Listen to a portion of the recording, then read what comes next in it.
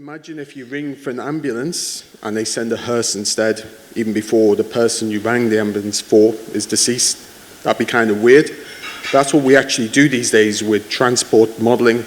This is a map of Singapore showing you where demand for taxis is highest. Those are the areas in red. We can use that data to predict where we should put taxis in the future. These days, there's so many new tools available based on what you do, where you go, who you talk to, that we can now suggest things for you, like where you should go for a taxi or how long you should expect to wait. We could do the same thing for health and fitness. That means you could actually be denied health just because somebody like you has a bad rep. Everything in the last 30 to 40 years has been really going towards this prediction. It was science fiction just even 20 years ago. But we're now noticing that's actually the reality. All the decision making you now see when you go on Twitter and somebody follows you, they suggest people to follow you, that's based on what you do, who you talk to, who your friends are. And on that basis, we can actually do some great stuff. We can actually pre-position ambulances, for example, so people don't have to wait very long. The dark side of that is what you do when you want to do something nasty, like arrest somebody or execute somebody for crime they have not yet committed. This is what the drone war idea is. If you think about it, an ambulance is basically a taxi, and so is a drone. One preserves life, one takes life. It wouldn't be so much of a problem if the processes which decide which one you get were open and honest. This is a Reaper drone, which is used in Pakistan and Afghanistan to wipe out enemies of the state. Unfortunately, the processes by which that's happening aren't always open to judicial review. In the last 30 days, the Intercept website has leaked this and has made a big point of displaying just how much oversight there hasn't been on who gets killed and when and for what reason. Sometimes it's as simple as you're wearing a brown pair of trousers, so we'll kill you because somebody we wanted to kill also was wearing a brown pair of trousers. Sounds like conspiracy theory. It's all there right on the Intercept website. You'll see some links on my Twitter feed at the end. But what we've got to be aware of is anything that can be used for good can also be abused. This is an intercontinental ballistic missile. It can be used to obviously wipe out cities.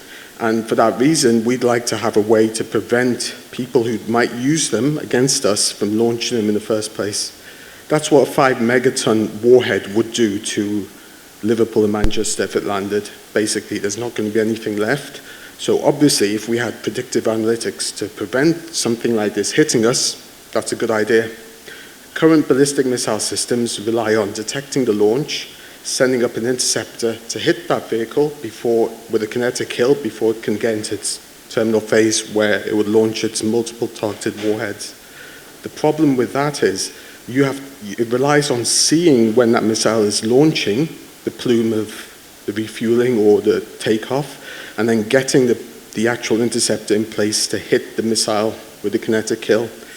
If you've got maneuvering warheads, which go all over the place, your kinetic kill system's not going to work. So you need something better than relying on seeing it coming up and trying to knock it down. You need to hit them before they launch. You need to punish them before they've even started. This is military speak for saying we're basically going to do pre-crime on nuclear-armed nations. We're going to look at what they're doing. If they're watching certain channels, we'll decide to launch a missile on them and hit them before they can hit us. The punishment comes before the crime, except we're talking about nuclear nations here. The same thing that we can do with ambulances, sending a hearse instead of an ambulance, we can now do with nuclear nations. This is really quite worrying. Here's my personal story with this. This is a guy who spent 13 years in prison. He went to Imperial College, he was running a website. The authorities didn't like it, they put him in prison for 13 years. 7 of them, they didn't even tell him what he'd apparently done. He was released recently. This is me, Eric Masaba. I didn't do anything like that, but I do hold a patent on, funny enough, statistically predicted taxis. It just so happens I had the exact same profile, the exact profile as this man. And there it is. On that basis, I couldn't get on a plane for 6 years. I couldn't get a bank account. And probably just by the grace of God, I avoided a worse fate. That's why pre-crime is very stupid, and that's what ambulances have to do with ballistic missiles. Thank you very much. Your breads, your profits, your time off, your fashions, your sex, your pills, your grass, your tits.